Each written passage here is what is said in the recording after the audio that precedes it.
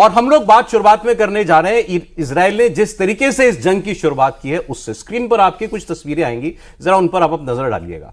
शुरुआत में ही शुरुआत की 2 दिन की स्ट्राइक में इजराइल ने क्या हासिल किया? इजराइल ने 20 से ज्यादा टॉप कमांडर्स ईरान की सेना के, ईरान के रेवोल्यूशनरी गार्ड के, ईरान की एयरफोर्स के, उनके टॉप न्यूक्लियर साइंटिस्ट को इनका उसने खात्मा किया। चुन चुन कर उनके घरों में उनको मारा। और एयरफोर्स के टॉप लीडरशिप को तो उसने इस तरीके से घेर के मारने में कामयाबी हासिल की है। ये भी शायद कभी पढ़ाया जाएगा कि कैसे उसने कोई एक ऐसी स्ट्राइक की जिसके बदले में सारी एयरफोर्स की उनकी टॉप लीडरशिप को एक जगह आने के लिए मजबूर होना पड़ा। फिर वो वहां पर हमला करता है और उनकी लगभग पूरी एयरफोर्स की लीडरशिप को खत्म कर देता है। स्क्रीन पर आपके जो नाम चल रहे हैं इसको जरा आप देखिएगा। और लड़ाई में अगर आप कमांडर को खत्म कर दें, जैसे हमारे यहां भी कहा जाता है सेनापति अगर चला गया तो फिर सेना का मोराल क्या होगा, सेना की युद्ध नीति का, रणनीति का क्या होगा, ये आप इस लड़ाई में देख भी सकते हैं, क्योंकि वैसा पलटवार ईरान नहीं कर पा रहा है। सबसे पहले उसने इस लड़ाई में जिसको मारा वो थे मोहसिन बाघारी, ये इनके चीफ ऑफ स्टाफ हैं आर्मी के, अंदाजा लगाइए आप। इसके बाद उसने जो है खत्म किया हुसैन सलामी को, ये इनके रेवोल्यूशनरी गार्ड के प्रमुख हैं। रेवोल्यूशनरी गार्ड जो माने सीधे जो वहां की सुप्रीम लीडर अयतुल्ला खुमैनी की प्राइवेट आर्मी जैसी है, उस यूनिट के चीफ को उसने मार दिया। ये एक गुलाम अली राशिद नहीं, डेप्यूटी कमांडर है ईरानियन आर्म्ड फोर्सेस के। आज जो खबर आई है, ब्रिगेडियर जनरल मोहम्मद काजमी, ये इस्लामिक रेवोल्यूशनरी गार्ड कोर के खुफिया प्रमुख हैं, यानी पूरे ईरान के इंटेलिजेंस चीफ को मार डाला उसने। हसन मोहाकिक, ये डेप्यूटी जनरल हैं रेवोल्यूशनरी गार्ड के। जनरल गुलमिर्जा मेहराबी, ये ईरानी सेना के वरिष्ठ जनरल हैं। जनरल मेहंदी रब्बानी, ये आर्मी के ऑपरेशंस के उप प्रमुख हैं, इनको उसने मार डाला। अली शमखानी, ये अयतुल्ला खुमैनी के खुद के वरिष्ठ सलाहकार हैं और पूर्व राष्ट्रीय सुरक्षा प्रमुख रह चुके हैं। ये भी नहीं रहे। इसके अलावा मेजर जनरल गोलम अली राशिद, ये डेप्यूटी कमांडर ईरानी सेना के, ये भी नहीं रहे। तो आप सोचिए पूरी टॉप उनकी जो लीडरशिप है, जो स्ट्रेटेजिक थिंक टैंक था सारा आर्मी का उनकी, वो उसने खत्म कर दिया पहले 2 दिन की लड़ाई में। उसके बाद उसने जो बमबारी शुरू करी है पूरे ईरान के अंदर। अब खबर यह है, अब तो ये मजाक बन गया कि एक तस्वीर तो ऐसी आई कि ईरान के एयर स्पेस में इजराइल का जहाज रिफ्यूलिंग करा रहा था।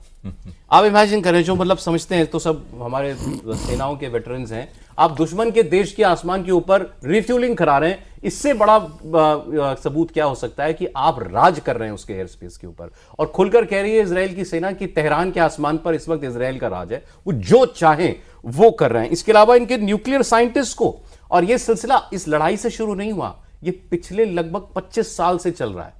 25 साल से चुन चुनकर उनके न्यूक्लियर साइंटिस्ट को इजराइल मारता जा रहा है, एक करके। उसमें कई बड़े नाम हैं, अब्दुल हामिद मिनो शहर, अहमद रजा जुल्फागरी दरियानी, अकबर मोटालेबी जैद, अली बाहुई कटरीमी, अमीर हसन फहाकी, फेरद्यून अब्बासी, मोहम्मद मेहंदी तेहरानची, ये सब इनके न्यूक्लियर साइंटिस्ट थे जिनको उसने मारा। अब ये क्या बताता और ये काम किसकी वजह से हो पा रहा होगा? इसके लिए जरूरत होती है आपको सटीक जानकारी की, इंफॉर्मेशन की, कौन सा आदमी कहां है, क्योंकि एक एक आदमी को अलग अलग जगह मारा है। और ये इंटेलिजेंस देता है इजराइल का टॉप इंटेलिजेंस एजेंसी, उसका नाम है मोसाद। आपने ये नाम बार बार सुना होगा। मोसाद के ऑपरेशंस दुनिया भर में पढ़ाए जाते हैं, इंटेलिजेंस की लोगों को समझाए जाते हैं, वो कोट किए जाते हैं कि ऑपरेशंस ऐसे किए जाते हैं, और वो बार बार दुनिया को चौंका रहा है। मैं आपको 2 तस्वीर दिखाऊंगा, अभी आपकी स्क्रीन पर आएंगी। एक इमारत में मिसाइल से हमला हुआ है और एक फ्लोर पर छेद करके रॉकेट या मिसाइल जो भी होगी वो अंदर घुसी है और वहां पर उसने एक इनके ईरान के कमांडर को मार डाला। या बिल्डिंग पर अगर उसने हमला किया है किसी पर, तो जिस फ्लोर पर उसका टारगेट है उसी फ्लोर पर जाकर के उसका रॉकेट या मिसाइल गिरता है। वो पूरी बिल्डिंग को आप देख सकते हैं, बिल्डिंग इंटैक्ट है, एक जगह पर जाकर वो हमला करता है। इतनी सटीक इंफॉर्मेशन, इसके लिए जाना जाता है मोसाद। और यहां हमारी मदद करेंगे जनरल कुलकर्णी। जनरल कुलकर्णी ने मोसाद को बहुत स्टडी किया है। सर, काम भी किया है क्या उनके साथ? काश काम किया होता। मगर सर ऐसी जानकारी, और याद कीजिए जरा, इससे पहले जो इन्होंने हसन नसरुल्लाह के साथ किया था, या हानिया के साथ किया था। उसके बाद हिजबुल्लाह के प्रमुख को मारा था जिस तरीके से। हिजबुल्लाह के सारे ऑपरेटिव्स की जेब में उनके पास वॉकी टॉकी होते थे। कितना बड़ा ऑपरेशन उसने किया कि उनके अंदर उसने कोई इस तरीके का इन्फिल्ट्रेशन करके उनको चलता फिरता बम बना दिया और हजारों लोग जो है उसमें घायल हो गए थे। सर कैसे कर पाता है मोसाद ये? सौरभ, ये कार्रवाई तब हो सकती है जब आपके दिल में जज्बा है और जोश है और आपको मालूम है मैंने अपने देश को बचाना है। मोसाद में वही लोग हैं जो वो कर सकते हैं और उनके जो प्रधानमंत्री हैं और ये मोसाद ऑर्गेनाइजेशन है 1 to 1, सवाल नहीं पैदा होता। ये रिपोर्ट ही उनको करते हैं बिल्कुल। और उनके आप देखिएगा, चाहे शेरॉन है, चाहे नेतन्याहू हैं, इससे पहले बेन गुरियन, ये सारे के सारे लोग फौज में रहे, फौज से आगे गए हैं और उनको इसके बारे में मालूम है।